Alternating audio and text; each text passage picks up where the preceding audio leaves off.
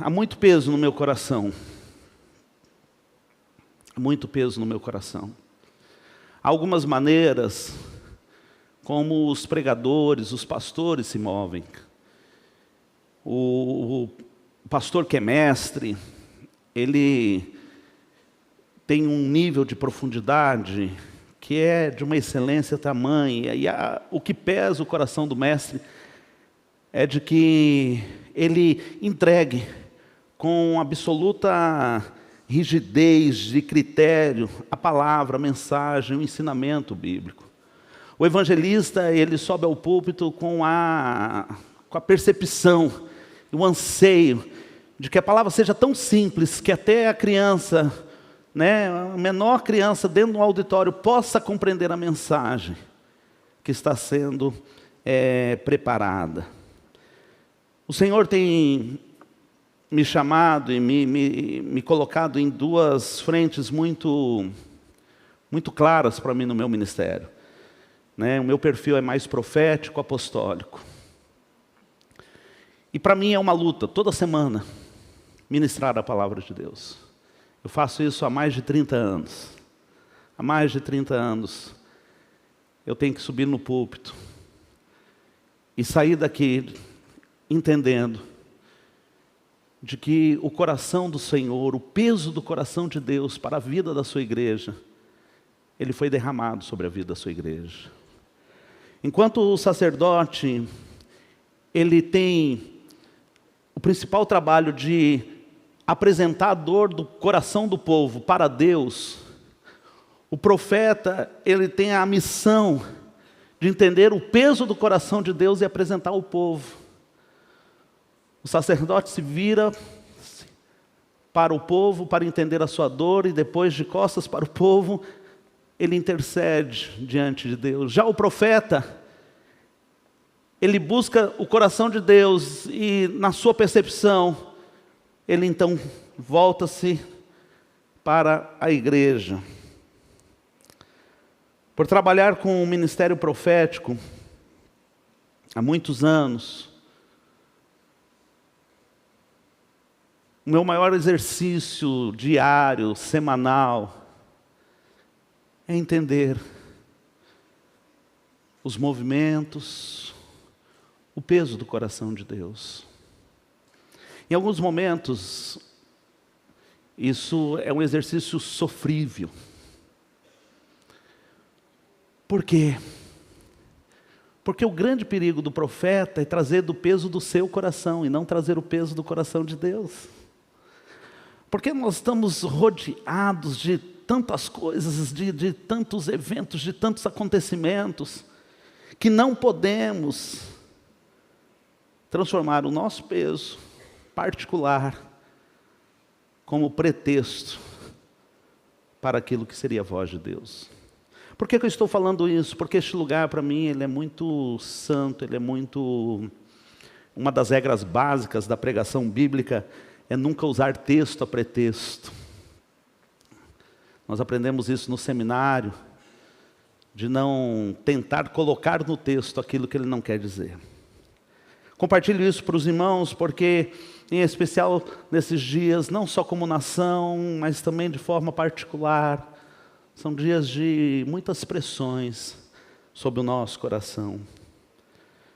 Por isso, começo essa mensagem explicando um pouquinho disso, de que a gente não sobe aqui para fazer um discurso, mas de que, de alguma maneira, há um entendimento muito claro do nosso coração como pastores, todas as vezes que qualquer um de nós sobe a este púlpito, de que a voz de Deus tem que ser ouvida. De que os nossos pensamentos, eles têm que ficar em segundo plano sempre. Por isso, sempre careço de muita oração, mas hoje em especial, peço que você esteja sempre numa atitude de muita oração, para que Deus possa ser ouvido no nosso meio, amém? Então é isso, papai. Nós temos conversado sobre isso há tanto tempo. Então eu te suplico, apesar de mim, fala ao coração do teu povo. Ó Deus, em nome de Jesus. Ajuda-nos como igreja a discernir os tempos, os propósitos, olhar para a Tua palavra, interpretar a nossa vida, interpretar a nossa prática, interpretar a nossa sociedade à luz da Tua palavra. Em nome de Jesus. Essa é a minha oração. Tremendo, Senhor. Tremendo aqui neste lugar. Em nome de Jesus. E temendo. Não ferir a Tua santidade. No nome santo de Jesus. Amém. Você que esteve comigo na quarta-feira, ali no Instagram, na semana de oração, você já ouviu aquilo que seria talvez o esboço, né, inicial da palavra, aquilo que Deus tem falado ao meu coração. E alguém um dia me perguntou: pastor, como que um pastor prega? Como que é, né? Ele vai lá, né? Como que acontece esse método da pregação? De muitas maneiras a palavra do Senhor vem ao nosso coração. Uma delas é pelo estudo diário, né? A gente tem, com toda a igreja, a leitura que a gente faz da Bíblia, os estudos, e particularmente, além da leitura diária da Bíblia, que a gente tem acompanhado junto com a igreja, né? Eu tenho, só para você ter uma ideia, há algum tempo atrás, eu passei um ano só, lendo só os evangelhos, lendo e estudando os evangelhos durante um ano, fora a leitura bíblica diária, né, de edificação, estudando os evangelhos durante um ano. Já fiz isso com as revelações, com as profecias bíblicas. Então há muitas maneiras. Deus fala, eu fico muito atento o tempo todo a situações pelas quais o Senhor pode estar querendo me mostrar alguma coisa. Cada pastor, cada pregador, ele vai se manifestar, ele vai ter um entendimento da palavra, e Deus vai trazer aquele entendimento, aquele peso de uma forma diferente. Gosto muito quando a gente faz série, porque a série ela já nos obriga a pensar em algo muito mais específico. Um dia eu vim pregar numa igreja aqui em Vitória, e foi um convite inusitado. Eu tinha feito uma série de conferências numa cidade, e no final do culto, no final da conferência, um pastor disse: olha, vai ter aniversário da minha igreja, e eu queria que você pregasse no aniversário da minha igreja. Você pode? Vimos a data, ok, pode sim. Pastor, mas só que eu tenho um pedido para fazer para você. Queria que você pregasse igualzinho você pregou aqui. Pode ser? Foi, meu irmão, você me economiza muito em oração, né? Você economiza muito em oração, ok. Eu tenho alguns costumes que eu acho que é importante a igreja saber, e que também não é um costume só meu, mas muitos pastores agem assim. Quando eu convido um pregador para vir à igreja, ou quando eu vou pregar numa igreja, eu não converso de igreja. Não converso sobre as coisas da igreja antes daquela série de conferências daquele tempo. Por quê? Porque, queridos, nós precisamos sempre transitar na liberdade profética. Então eu não vou falando, né, muitas vezes lutas que a gente está passando e tal, para que o pregador que venha, né, de alguma maneira até tinha uma palavra naquele sentido, mas ele pede a liberdade profética. Então uma das coisas que eu peço quando eu vou pregar numa igreja: olha, fico hospedado em qualquer lugar, né? Prefiro uma hospedaria até simples para ficar longe, né? Às vezes você vai para casa de uma família, está ali, começa a conversar sobre as coisas da igreja. Eu não gosto, porque eu quero chegar inteiro com o meu coração. O que Deus pôs no meu coração para falar, possa falar assim. Então essa maneira de Deus nos tocar o coração para trazer a palavra à igreja, em especial nessa palavra, é quando eu estava estudando Davi. Algum tempo atrás eu trouxe a palavra do Senhor a respeito de uma das etapas da vida de Davi. Davi também já foi um tema de muito estudo por algum tempo, né? Que é uma vida que me inspira, com suas falhas, com seus erros, com seus acertos. Mas nesse texto, Deus fisgou o meu coração. Tudo isso para dizer isso, tá ok? Pegou o seu cajado na mão, vamos todos ler juntos.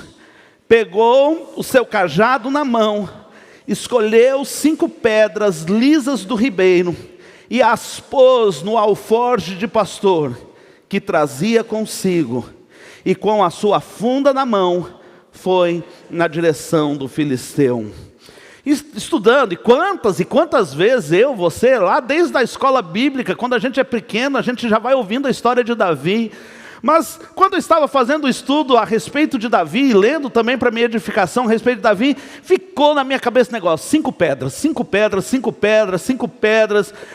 E eu tenho pensado muitas coisas sobre essas 5 pedras, né? Porque se Deus estava num negócio, por que numa só, né? Porque já, né? E tem muitas coisas que a gente pode pensar a respeito das 5 pedras, mas foi baseado nisso que o Senhor fisgou o meu coração. E eu comecei a pensar e a meditar sobre 5 gigantes que precisam ser vencidos pela igreja. 5 gigantes que se opõem à vida da igreja, que se opõem à vida, primeiro, individual de cada um dos servos do Senhor, dos discípulos de Jesus, mas também se opõem ao coletivo. E orando e buscando a face de Deus e buscando entendimento sobre isso, não tinha como não ir para o livro de Apocalipse, capítulo 2 e capítulo 3, aonde nós podemos encontrar ali 5 gigantes, que se opõem a Deus e à obra de Deus e ao povo de Deus, através dos séculos, através das gerações. Nós conhecemos tanto o texto das 7 cartas às igrejas, né, da Ásia Menor, e hoje eu gostaria de que a gente pudesse estar pensando sobre esses 5 gigantes que se levantam contra a obra de Deus, contra a casa de Deus. E aí é importante, porque essa palavra, ela tem o objetivo sim de edificar individualmente, mas ela tem o objetivo de edificar coletivamente. Eu digo que a ignorância e o pecado de uma pessoa tem o poder de levá-la para o inferno. Repita comigo: a ignorância e o pecado. Vamos lá? A ignorância e o pecado têm o poder de levar alguém para o inferno. Quando uma pessoa não conhece o amor de Cristo Jesus, por isso que nós somos desesperados em comunicar o amor de Cristo. A ignorância de saber que Jesus pode salvar, a ignorância sobre sua situação espiritual e o seu pecado tem como consequência uma vida na eternidade no inferno. Isso é triste, mas é verdade. Só que a ignorância e o pecado coletivo têm o poder de trazer o inferno para dentro da sociedade. Diga comigo: a ignorância e o pecado, vamos lá? A ignorância e o pecado coletivo têm o poder de trazer o inferno para dentro da sociedade.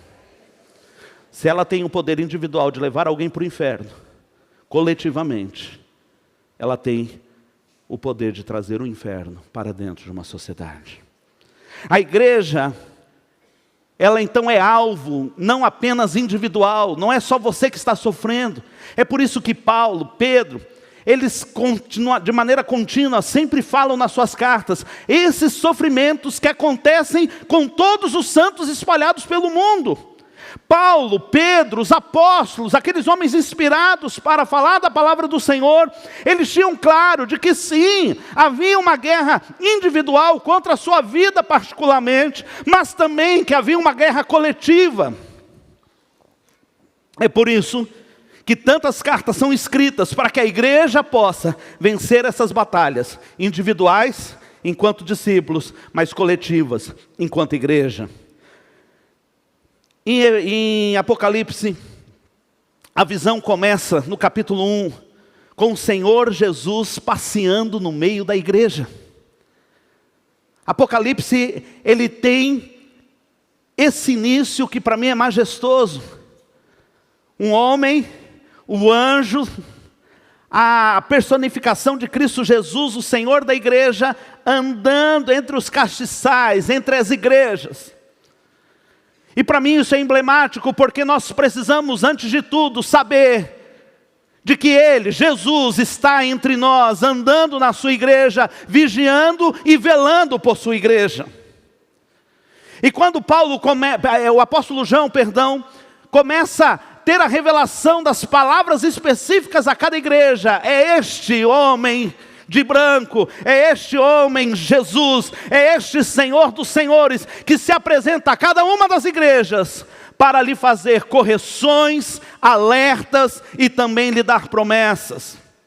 Então, aquele capítulo 1, onde Jesus começa a andar por entre a igreja, entre os castiçais, e falar aos anjos do Senhor, no caso os líderes de cada uma daquelas comunidades. Agora, de maneira específica, Jesus vai trazer alertas, Ele vai se apresentar, Ele vai elogiar, Ele vai criticar, Ele vai dar uma instrução, e Ele vai deixar uma promessa para cada uma das igrejas, as 7 igrejas do Apocalipse.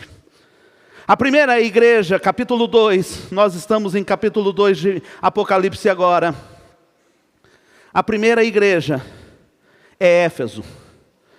Jesus se apresenta como aquele que tem nas suas mãos as 7 estrelas. Jesus fala e deixa e tece um elogio a esta igreja. Ele diz que esta igreja é esforçada, essa igreja rejeita o mal, essa igreja persevera, essa igreja é paciente. Jesus traz os valores que esta igreja tem. Jesus traz os elogios que essa igreja merece receber. Mas Jesus então vem e fala a esta igreja através do seu Espírito. E João recebe esta mensagem dizendo: mas eu tenho uma coisa contra você. Você abandonou o seu primeiro amor. E este é o primeiro gigante a ser vencido pela igreja. O gigante da apatia. O gigante do esfriamento espiritual. Sabe, nós precisamos trazer individual e coletivamente a presença, o amor e a paixão a Cristo Jesus em cada um dos nossos encontros.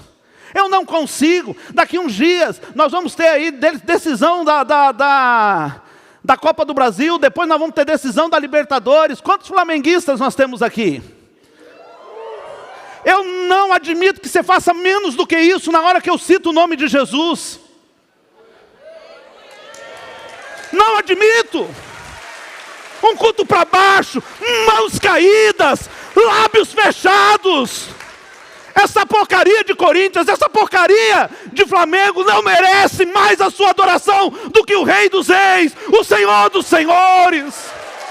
Você precisa se levantar. Você precisa chacoalhar e dizer: não vou deixar que a frieza entre no meu coração. Eu não vou fechar os meus lábios. Eu não vou deixar de queimar em amor por Cristo Jesus. Eu não vou deixar que velhos costumes entrem na minha vida. Eu quero viver a cada dia o primeiro amor. Sabe, igreja, eu não consigo entender. Eu não consigo entender como é que podemos ouvir testemunhos maravilhosos, como é que nós podemos sentir essa presença que já sentimos aqui durante esta noite, e não nos dobrarmos, e não nos lançarmos. Os 24 anciãos que depois aparecem ali a primeira vez no capítulo 4 de Apocalipse, eles lançam as suas coroas no chão, eles se derramam, nem de dia, nem de noite, param de dizer: Santo, Santo, Santo é o Senhor. Eu não sei o que os olhos deles viram, sabe aquela música? Eu não sei o que os olhos deles veem, mas eles repetem: Santo, Santo, Santo. Um dia, eu fui procurado por alguém: pastor, não aguento mais esses cânticos. A gente fica repetindo esse cântico. Fala com o pessoal do louvor. Eu falo: meu irmão, nós estamos treinando você para a eternidade. Porque na eternidade vai ser dia e noite: Santo, Santo, Santo, Santo é o Senhor, Deus poderoso. Sabe, Éfeso está sendo repreendida, uma igreja que trabalhadora, uma igreja que combate o mal, uma igreja perseverante, uma igreja paciente. Uau! Se fosse só isso já estava bom, mas Jesus quer um relacionamento íntimo com a sua igreja. Jesus quer o nosso coração pegando fogo em amores pelo seu nome. O texto continua, agora nós recebemos a segunda instrução. Vem uma segunda carta, eu vou pular Esmirna, tá? Para Mato Grossense isso é muito ruim falar, tá? Alguém capixaba pode falar Esmirna para eu aprender? Eu tenho que... Nossa, que lindo. Vocês estão com o ouvido preparado? Posso falar em Mato Grossense? Esmirna. Os irmãos sofrem, né? Eu vou deixá-la reservado aqui. Segunda igreja a receber uma exortação é Pérgamo. Antes de eu dar continuidade, existem algumas ramificações de teologia, e eu não vou trazer esse tipo de estudo hoje, mas depois você pode pesquisar, que caracteriza cada uma dessas igrejas a um período histórico vivido, de que elas seriam a dispensação vivida em cada um dos períodos, e que nós vamos chegar lá, nós estaremos hoje vivendo a dispensação da igreja de Laodiceia. Se nós fôssemos encaixar a igreja de Pérgamo nesse esquema dispensacionalista, nós estaríamos ali entre o 3º e 4º século, quando a igreja deixa de ser igreja perseguida, né? A igreja de Éfeso é a igreja que nasceu, mas que ali já no final do 1º século já dá sinais de esfriamento. A igreja de Esmirna, que eu estou deixando à parte, ela é a igreja perseguida, é aquela igreja das arenas, dos leões devorando os cristãos, de muita perseguição. Pérgamo seria, então, dentro dessa perspectiva, a igreja do 3º e 4º século, a igreja que já tem agora a aliança e a força do Estado. Constantino, o imperador, ele se converteu ao cristianismo, e o cristianismo, que era das catacumbas, que era do evangelismo, que era do relacionamento, que era a parte da sociedade, da religião oficial, agora vai para as catedrais, agora vai e se estabelece em Roma, e então há uma universalização da religião cristã. Os próprios cavaleiros são obrigados a passar pelo batismo, né? Aquilo que a gente viu hoje, de maneira espontânea, testemunhal, agora passa a ser obrigatório no Império Romano, e alguns deles deixam no seu batismo a espada para fora,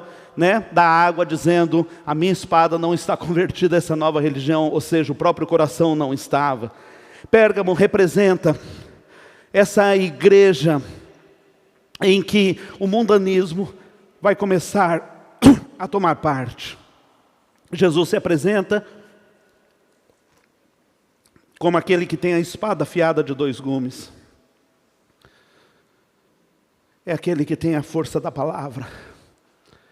É aquele que possui o poder da palavra.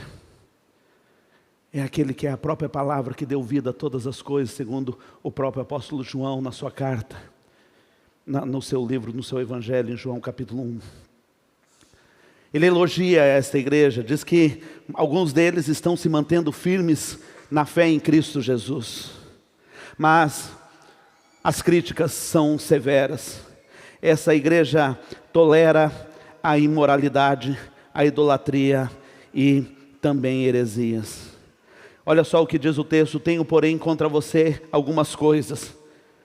Estão aí no meio, em seu meio, os que sustentam a doutrina de Balaão, o qual ensinava Balaque a armar ciladas diante dos filhos de Israel, para que comessem coisas sacrificadas aos ídolos e praticassem a prostituição.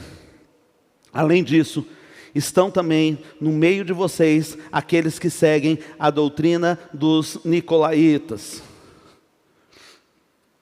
Alguns estudiosos dizem que é aqui, nessa geração de Pérgamo, representada pela igreja de Pérgamo, que nasce o conceito papal e o conceito clerical, aonde o ministério sai da mão do povo e passa para uma elite sacerdotal. E a isso se refere a doutrina dos nicolaítas e também a prática de imoralidade. Você conhece a história de Balaão? Balaão é contratado por Baraque para amaldiçoar o povo de Deus. E ele, como um mercenário da fé naquela época, né, isso nós estamos falando de Velho Testamento, aceita a proposta e vai cumprir a sua missão. E quando ele tenta, Deus impede de que ele profira maldição sobre o povo de Deus. E ele volta para Baraque: não tem, contra esse povo não vale encantamento. A gente até canta sobre isso, né? Jeová, o teu cavaleiro, sobre este povo não vale encantamento, não adianta vamos jogar maldição, não adianta fazer macumba na encruzilhada, com esse povo aí não vai pegar. Baraque fala, não, tenta outra vez. Ele vai e tenta. Ele fala, não tem jeito. E na segunda vez é pior, porque quando ele vai abrir a boca para amaldiçoar, para fazer a mandinga, ele começa a abençoar. Baraque fala, mas tem que ter algum jeito. E Balaão faz um ardil para que os costumes, para que as mulheres, segundo os costumes do povo de Baraque, entrem no meio de Israel. Israel, então, que não pode ser amaldiçoado de fora, passa a ser amaldiçoado a partir de dentro. Esse é um resumo da história de Balaão e de Baraque. O apóstolo João, inspirado pelo Espírito Santo, com a visão santa sobre a vida da igreja, disse, o que é isso? Se ele estivesse pregando na linguagem contemporânea, diria, é assim então, tudo pode, está valendo tudo, cada um anda segundo a sua consciência. João já está revelando as doutrinas da pós-modernidade antes que a gente pudesse pensar, sequer pensar no conceito de pós-modernismo. E na Europa já não é nem mais pós-modernismo, é pós-cristianismo. Tudo pode, imoralidade pode, idolatria pode. Paulo, em uma das suas cartas aos Coríntios, chega a dizer, olha, o que vocês estão fazendo aí dentro da igreja está pior do que o pessoal faz lá no mundo. O que é isso? Pérgamo é o alerta para mim e para você. E como igreja coletiva, que tipo de igreja nós decidimos ser? Porque isso reflete em tudo. Isso reflete em qual tipo de evangelho. E agora eu quero falar com os jovens que estão aqui. Que tipo de evangelho nós vamos passar para a próxima geração? Pastorzão, é uma grande responsabilidade da sua geração levar o evangelho de fato, e não totalmente adulterado com costumes que foram assimilados da terra, porque essa foi a tática de Balaão. Não, o que a gente faz? Vamos entrar. A gente vai se colocando no meio deles. Quais são os pontos fracos? Esses camaradas não podem ver mulher, é por aí. Eles pegam as nossas, nossas mulheres são lindas. Eles vão começar a beber as bebidas que a gente bebe. Eles vão começar a desenvolver a cultura do nada a ver. Nada a ver. Talvez uma das preferidas frases do inferno. Nada a ver. Mundanismo é um dos gigantes que rodeia a igreja. O terceiro é o secularismo e o relativismo, exemplificado na igreja de Tiatira. Jesus se apresenta à igreja de Tiatira como o Filho de Deus, que tem os olhos como chama de fogo e os pés semelhante ao bronze polido. Essa figura de Jesus, ela representa autoridade, e ela representa postura de liderança e guerra. Os seus olhos, a gente canta sobre isso, nos seus olhos há fogo.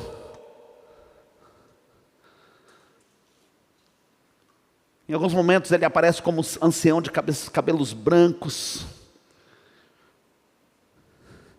Mas aqui ele se apresenta como aquele que tem autoridade de pisar a cabeça de Satanás. Essa igreja recebe elogios. São uma igreja amorosa, são uma igreja de serviço. São elogiados a fé, a paciência. E diz que até houve um progresso espiritual, de que em relação ao amor, à fé, à paciência, eles estão melhores do que como começaram. Olha, eu conheço as obras que você realiza, diz o texto. O seu amor, a sua fé, o seu serviço, a sua perseverança e as suas últimas obras, mais numerosas do que as primeiras. Vocês já trabalhavam, vocês já faziam bem, e hoje vocês estão fazendo mais do que vocês faziam antes. Uau! Que igreja! Mas ele diz, tenho porém contra você o fato de você tolerar esta mulher Jezabel, para que ela seduza os meus servos a praticar a prostituição, a comer coisas sacrificadas aos ídolos. Eu dei para você tempo de arrependimento, mas ela não quer se arrepender da sua imoralidade. O terceiro gigante é secularismo e relativismo. Em algum momento vai parecer até mesmo com o próprio mundanismo. A gente poderia dizer que dentro do mundanismo está o secularismo e relativismo, mas eu não enxergo dessa maneira. Porque secularismo e relativismo vão falar, enquanto o mundanismo fala de prática, enquanto o mundanismo, na hora que eu estava falando ali de Pérgamo, está falando da prática imoral, de adultério, de gente comprando e não pagando, né? Gente fazendo negócio e dando a perna. Enquanto o mundanismo, segundo Pérgamo ali, é uma prática, secularismo e relativismo está representando a mentalidade, o jeito de pensar, o jeito de se articular. A igreja de Tiatira, ela é atuante, ela tem qualidades desejáveis. Olha só, uma igreja do amor. Quem não queria ser rotulado assim? Como que Jesus vê a PIBJC? Uma igreja que ama, uma igreja que persevera, uma igreja que está fazendo muito mais do que fazia nos tempos passados. Mas ele diz: tenho contra você que tolera o espírito de Jezabel.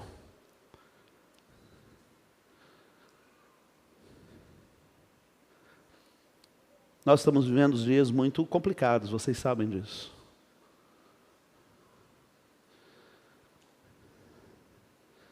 Estamos vivendo dias de muita batalha, e você sabe disso. Como que você escolheu se casar? Bem, você foi procurar no seu casamento, deixa eu falar assim, eu vou... Rapaz, quem que é o mais tranqueira? Ah, é esse. É esse que eu quero para casar. É assim que você escolhe? Rapaz, essa menina é a mais facinha de tudo. Chegou, levou, ganhou. É assim que você escolhe para casar? Sim ou não? Quais são os valores que norteiam a sua escolha?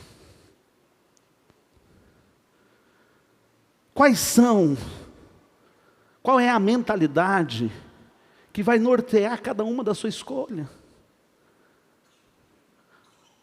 Alguém pode perguntar: pastor, pode usar essa roupa na igreja? Eu pergunto para você: pode usar lá fora, irmãos? Dá para usar um tipo de roupa que estão usando lá fora? E a gente fala muitas vezes de roupa só para as mulheres, mas dá licença, os caras às vezes estão esculhambados. Se a gente vai pegar e se encontrar com qualquer autoridade, desculpa, e aí aqui é por questão de comparação, tá? Não é um desprezo, porque tem a diferença entre o presidente, o governador, né? A gente vai encontrar o vereador, a gente já...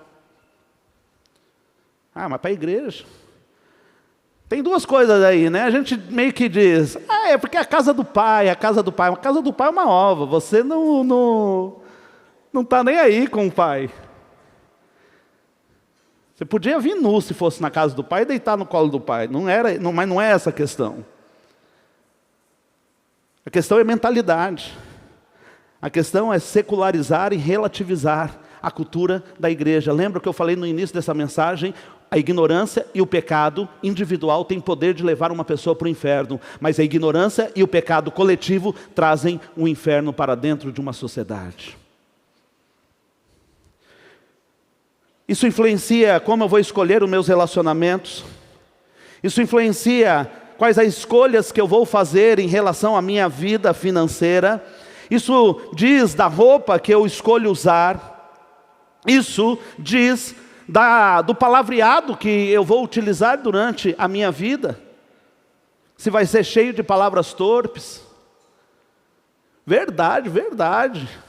Sou de uma geração que a gente não podia nem falar, era tapa na boca do pai. Hoje, virou vírgula na conversa da gurizada, velho. Pô, vai pegar o WhatsApp, vai pegar as conversas, vai pegar aquele segundo perfil do Instagram, que o seu filho, que é o verdadeiro, que é para os amigos. vai olhar aquele, para ver o tipo de linguagem que se fala. Secularismo e relativismo, tomando conta da falando das minhas escolhas em todas as áreas da vida, e aqui eu não posso deixar de incluir, e até minhas escolhas políticas. O que influencia a minha cabeça? O que influencia a minha cabeça? Quais são os procedimentos, quais são os pensamentos que faz você falar, eu vou nesse ou vou nesse? Porque, de verdade, eu entendo muito, você não fala assim, eu não tenho liberdade desse lado, né? Não tenho liberdade de falar e votar nesse camarada aqui. É um tosco. Eu até compreendo você. Não gostaria que você fizesse melhores escolhas, mas não entendo você assumir para você uma pauta que fala tudo contra o Evangelho. Eu não entendo. Nós não estamos conversando, não quero manifestação, porque é muito sério. Mas você precisa colocar as suas escolhas diante do altar de Deus. Pergunta para Ele e fala, Senhor, isso aqui, glorifica o Teu nome. Secularismo e relativismo, eles custam caro, porque além de estragar essa geração, ele vai estragar as futuras. E aí a gente precisa entender que a crítica a esta igreja, olha só o que diz a palavra do Senhor. Dei-lhe tempo para que se arrependesse, porém ela não quer se arrepender da sua imoralidade. Eis que farei com que fique acamada, e trarei grande tribulação aos que com ela adulteraram, caso não se arrependam das obras que ela incita. Está falando ainda do espírito de Jezabel. Matarei os seus filhos, e todas as igrejas saberão que eu sou aquele que sonda mentes e corações, e retribuirei a cada um de vocês segundo as suas obras. Semana passada aconteceu uma coisa muito interessante. Eu recebi pelo menos 3 ou 4 jovens que vieram me procurar depois do culto, quando a gente orou pela nação.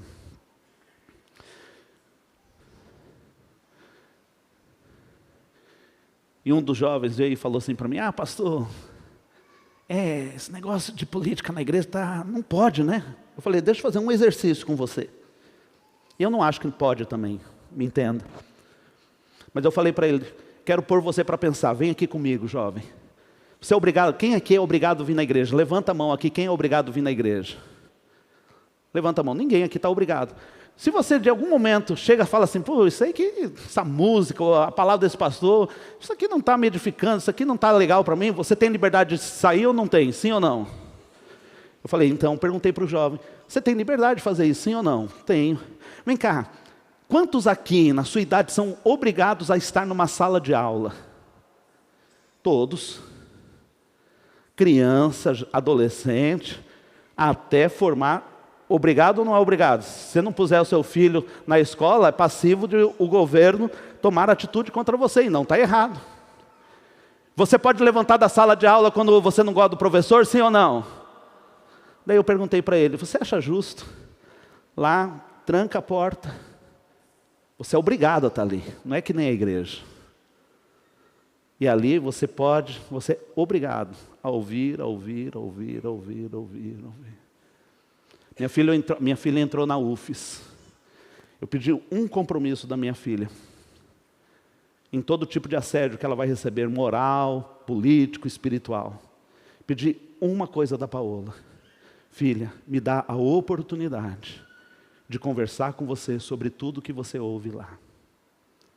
Só essa semana, eu tive que falar com ela sobre LDO, LOA, você sabe o que é isso? Lei de Diretrizes Gerais e lei orçamentária do ano do Brasil, explicando para ela como funciona o orçamento, porque estava saindo conversa torta. Agora, o seu filho, ele não tem opção, ele tem que sentar e ficar e ouvir tudo. E ai dele se levanta o dedinho para fazer uma pergunta. porque até a nota dele pode ser prejudicada. E eu expliquei para esse jovem, ok, por que essas pessoas que levantam essas bandeiras, que pastor não pode falar nada de política, não falam isso sobre os professores também? Sendo que num ambiente você é livre de ir ou não, no outro você é obrigado. Então não há justiça. Não vem me enganar com conversa mole. Temos que andar muito para você me convencer de que as coisas estão em normalidade. Entendo que púlpito não é lugar de campanha, mas também entendo que homens de Deus, que a gente respeita há anos, estão aí na internet se posicionando, não é à toa. É porque o coração profético deles, e alguns deles podem ter mais autonomia do que os outros, está em aflição pelo tempo que nós estamos vivendo como nação. Sabe por quê? Porque não é sobre escolha política. Não é sobre escolha política. É sobre qual a mentalidade que está norteando a minha decisão. Para tudo na vida, inclusive política. Inclusive política. Eu sou crente, queridos, 24 horas por dia. Eu sou discípulo do Senhor Jesus o tempo todo. Eu sou discípulo do Senhor Jesus pregando, eu sou discípulo do Senhor Jesus vivendo dentro da minha casa. Eu não posso falar que creio numa coisa e deixar que a minha mente seja conduzida por outros valores. Então, muito cuidado com o que vai para dentro do seu coração, em todas as áreas da sua vida. O quarto é a religiosidade. Jesus se apresenta à igreja de Sardes como aquele que tem os 7 Espíritos de Deus e as 7 estrelas. A palavra aqui está falando de completude. Jesus é aquele que possui, quando se refere aos 7 Espíritos de Deus, a sabedoria completa. Na realidade, Ele é a própria sabedoria de Deus manifesta. Ele tem as 7 estrelas, Ele tem o domínio sobre todas as igrejas. Sobre Sardes, o único elogio que Ele pode esboçar é: alguns de vocês têm sido fiéis. Mas olha só, que denúncia. Conheço as obras que você realiza, que você tem fama de estar vivo, mas na realidade você está morto. Fique vigilando e fortaleça o restante que estava para morrer, porque verifiquei que as obras que você realiza não são íntegras na presença do meu Deus. Lembre-se do que você recebeu e ouviu, guarde-o e arrependa-se. Se você não vigiar, virei como ladrão, e você de modo nenhum saberá em que hora virei contra você. Mas você tem aí em Sardes umas poucas pessoas que não contaminaram com as suas vestes. Historicamente, naquele esquema de dispensacionalismo, está falando da época da reforma protestante, então está muito situada esse contexto histórico. Novamente, nem estou pregando sobre dispensacionalismo e nem é uma crença unificada, é apenas uma curiosidade que estou passando para você. Sardes, ela tem que lutar contra a religiosidade, ela faz, mas o coração dela não está ali. Ela realiza, mas o coração não está em integridade diante do Senhor. Ela está, relativamente à dispensação, faz muito relato sobre a venda de indulgências, a religiosidade, a criação de até mesmo ícones, imagens, para que pudessem dar sentido à fé das pessoas. Mas quais são as nossas imagens? Quais são hoje os nossos ícones? Quais são hoje os nossos pontos de religiosidade, dos quais matam a nossa fé íntegra, a nossa fé relacional? A religião em si não é má. A religião em si não é má. A religião, ela tem um propósito, é religar a Deus. Religião verdadeira é cuidar de órfãos, de viúvas. Religião verdadeira é fazer o bem, ok. É por isso que muitas vezes a gente olha até mesmo para os espíritas, e em religião eles são muito melhores. Muito melhores. É por isso que muitas vezes a gente olha para os movimentos sociais, E fala, uau, por que a gente não está fazendo? Porque somos nós que deveríamos estar fazendo também. Religião em si não é coisa ruim, porque ela estende a mão, ela religa. O que é o problema é a religiosidade, é achar que está vivo, mas na realidade está morto por dentro. Jesus diz, olha, aos que vencerem a religiosidade, será vestido de branco, e de modo nenhum apagarei o seu nome do livro da vida. Pelo contrário, confessarei o seu nome diante do Pai e diante dos seus anjos. O quinto inimigo, Laodiceia, a mornidão. Jesus se apresenta a esta igreja como o Amém, a testemunha fiel e verdadeira, o princípio da criação de Deus. Olha só o que diz o texto, já no início, quando vai se falar à igreja de Laodiceia. Estas coisas diz o Amém, a testemunha fiel e verdadeira, o princípio da criação de Deus. Conheço as obras que você realiza, mas você não é nem quente nem frio nem quente. Quem dera você fosse frio ou quente. Assim, porque você é morno e não é nem quente nem frio, estou a ponto de vomitá-lo da minha boca. Laodiceia era uma cidade muito rica, era uma cidade comercial, era um eixo estratégico, por ali passavam. Laodiceia hoje estaria ali numa região da Turquia. Você sabe que a Turquia é posicionada entre a Europa e a Ásia Menor, então ela é um ponto de passagem, e Laodiceia era riquíssima. E aqui, a denúncia é exatamente essa, você se acha rico? Uau, olha só! Nós temos templo, nós temos aparelhos de som, nós temos telões de LED, nós transmitimos em qualidade pela internet. Uau, como somos, hein? Jesus está dizendo, ei, não pense que você é rico. Somos visionários. A gente tem estratégia, a gente tem planejamento estratégico, a gente está com uma visão do futuro. Ei, não pense que você está vendo. Olha só, nós conseguimos chegar num ponto de uma fineza espiritual, nós temos uma elegância espiritual. Você precisa ver, nossa igreja, ela é contextualizada, ela é descolada. Não pense que você está bem vestido. Você não sabe. Mas se você não se converter, diz a palavra de Deus, Apocalipse, capítulo 3. Você está miserável, pobre, cego e nu. Havia ali um colírio famoso. E eles sabem o que estão ouvindo, porque há águas termais famosas perto de Laodiceia, ao norte de Laodiceia, que abastecem a cidade. Águas muito quentes, águas termais, mas que quando chegam na cidade pelos aquedutos, já chegam mornas.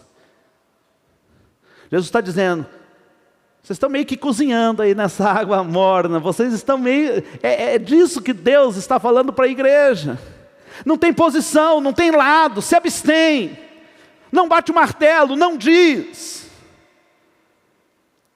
Vai tentando se ajeitar na sociedade, não numa maneira, como Paulo diz, eu me fiz de tudo para ganhar todos. Isso é uma estratégia evangelística. Outra coisa é se adaptar. É simplesmente, não vamos nos expor não, porque na realidade, puxa vida, o pessoal vai dar uma criticada lá no Instagram, como assim? Quero ver se o pessoal da comunicação vai ter coragem de colocar a mensagem de hoje para... Quero só ler os comentários durante a semana.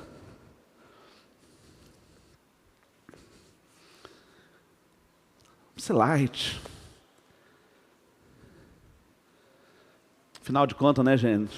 Nós somos batistas, Não vamos ser fanáticos, gente? Estou pedindo fanatismo. Mas a palavra do Senhor está pedindo posicionamento. E aqui, eu trago a ilustração que eu trouxe na manhã de oração. Alguém estava sentado no muro. E de um lado estava Jesus, do outro lado Satanás. Jesus do lado de cá dizia: ei, desce aqui, vem para cá, vem para o meu lado, desce do muro, ei, pula daí, vem para os meus braços.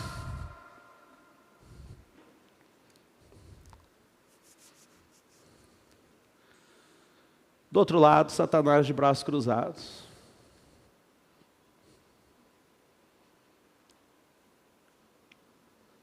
A pessoa sentada, olhando, não entendendo nada. Jesus diz: ei, vem. Vem comigo. Vem para mim. Do outro lado, Satanás impassivo, tranquilo. A pessoa fica incomodada e pergunta: ei, Satanás, do lado de cá, Jesus está me chamando. Você aí está quieto? Não vai me chamar para pular para o seu lado? Satanás responde: fica tranquilo, o muro é meu. Se você está no muro, você já está comigo. Não estou te pedindo radicalismos. Não estou te falando sobre fanatismo, mas estou te falando sobre posicionamento. Havia um homem cego e surdo, e consequentemente, por causa da surdez, não falava. E ele ia aos cultos, e não eram cultos como o nosso, que tem o pessoal de Libras, nada, não. Aquela pequena igreja,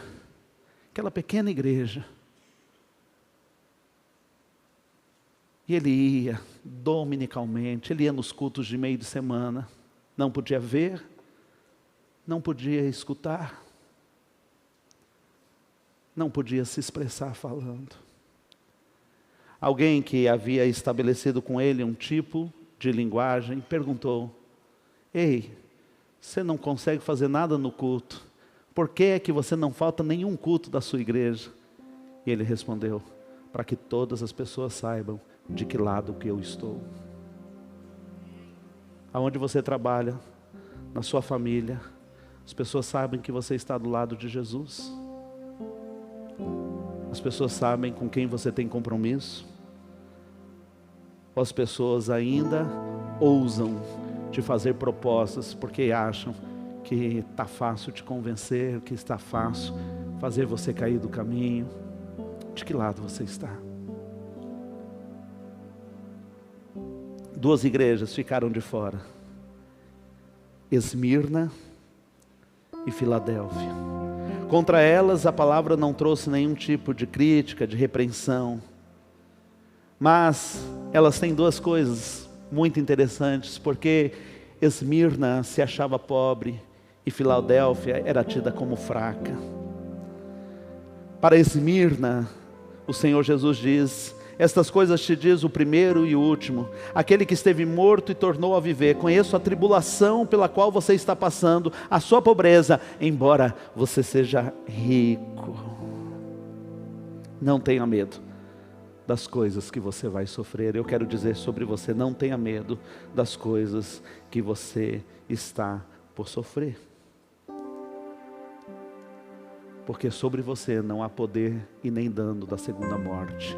Promessa de Jesus. Você se encontra fraco, você acha que não é forte o suficiente. Jesus diz para você: eu sei que você tem pouca força. Palavra de Jesus à igreja de Filadélfia: eu sei que você tem pouca força, mas você guardou a minha palavra e não negou o meu nome. Você manteve no seu coração os princípios, os propósitos. Eu sei que há aqueles que são da sinagoga de Satanás, diz a palavra de Deus, que se levantam contra vocês.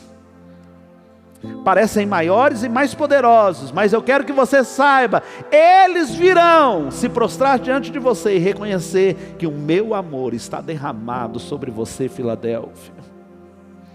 Você guardou a palavra da minha perseverança, por isso também eu o guardarei na hora da provação que há de vir sobre o mundo inteiro, para pôr à prova os que habitam sobre a terra. Venho sem demora, conserve o que você tem, para que ninguém tome a sua coroa. Há um versículo que eu ouço desde pequeno, e a gente usa muito esses versículos, esse versículo para apelos Há pessoas que precisam conhecer Jesus. Apocalipse 3:20, eu tenho certeza que você conhece esse versículo. Eis que estou à porta e bato. E a gente, você que já é evangélico há muito tempo, com certeza, já ouviu muitos pastores usando-se, valendo-se desse texto bíblico, e não é errado, para convidar as pessoas a abrirem a porta do seu coração, para deixar Jesus entrar. Eis que estou à porta e bato, se você abrir, eu entrarei e cearei contigo. Só que esse texto original, ele não é direcionado aos de fora da igreja. Jesus está falando com a sua igreja. Apocalipse 3:20 está nos trazendo uma denúncia. Por isso eu pedi tanta oração, porque é uma palavra dura, difícil de entregar. E Jesus diz à igreja e não aos de fora, a igreja de Laodiceia e não aos de fora: ei, eu estou batendo, vocês vão abrir e deixar eu fazer parte? Eis que estou à porta e bato. Aquele que abrir, eu entrarei e cearei com ele.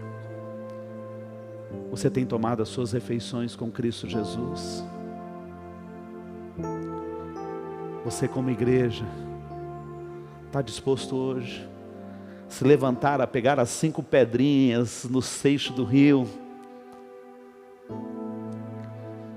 e a derrotar os gigantes que se levantam contra a sua vida e contra a igreja?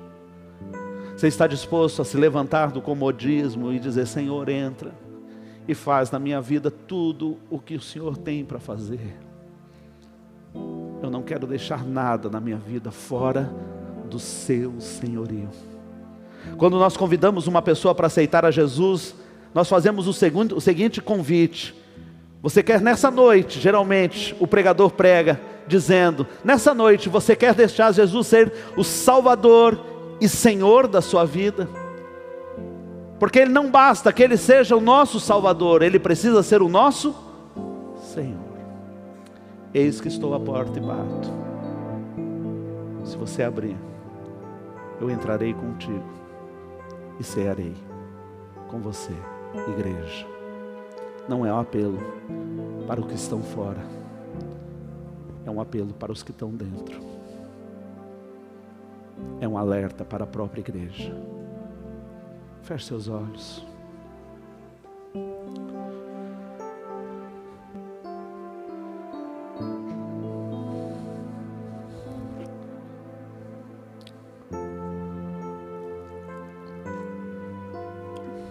Gigantes.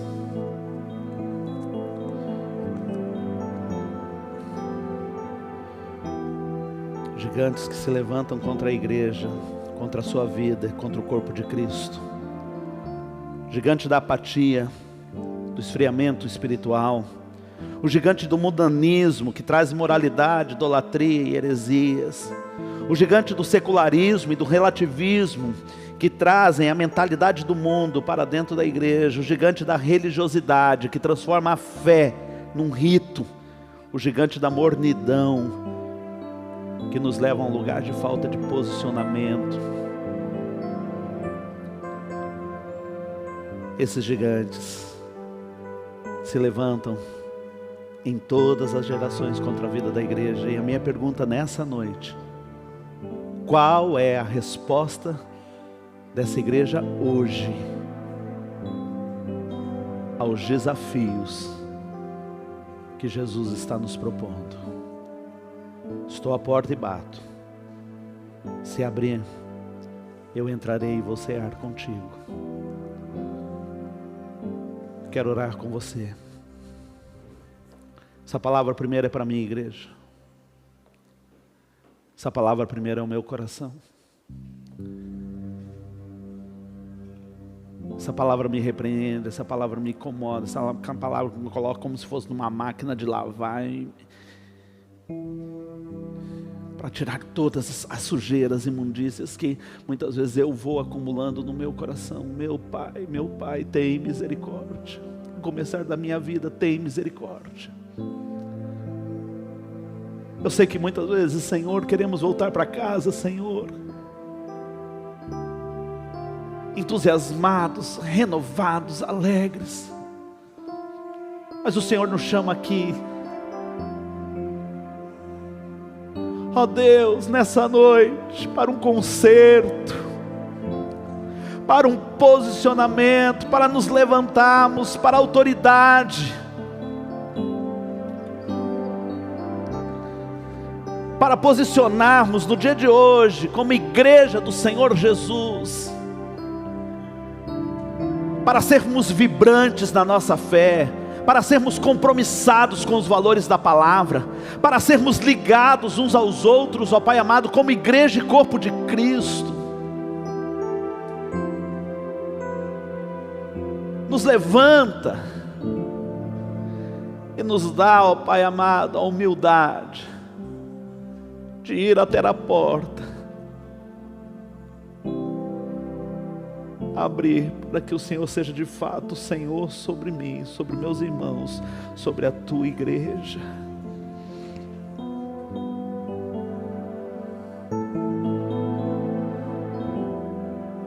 Porque haverá o dia